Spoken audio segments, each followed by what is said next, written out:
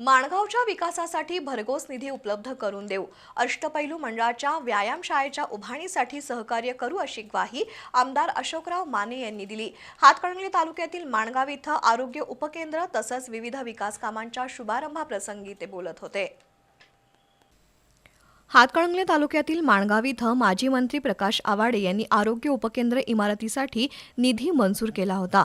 त्यातून सुसज्ज असं आरोग्य उपकेंद्र उभं राहिलं होतं। या आरोग्य उपकेंद्राचं उद्घाटन आणि अष्टपैलू मंडळाच्या व्यायामशाळेच्या पायाभरणीचा सोहळा आमदार अशोकराव माने यांच्या हस्ते नुकताच झाला। गावच्या विकासासाठी आवश्यक निधी उपलब्ध करू, भारतरत्न डॉक्टर बाबासाहेब आंबेडकर यांची सामाजिक चळवळ माणगावातून सुरू झाली आहे। त्यामुळे गावचं नाव आंतरराष्ट्रीय स्तरावर पोहोचल्यानं गावच्या विकासासाठी निधी उपलब्ध करून देऊन विविध सुविधा उपलब्ध करून देऊ अशी ग्वाही त्यांनी दिली।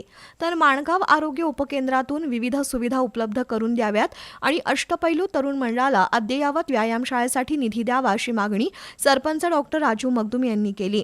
माजी सरपंच जिनगोंडा पाटील यांनी मनोगत व्यक्त केलं।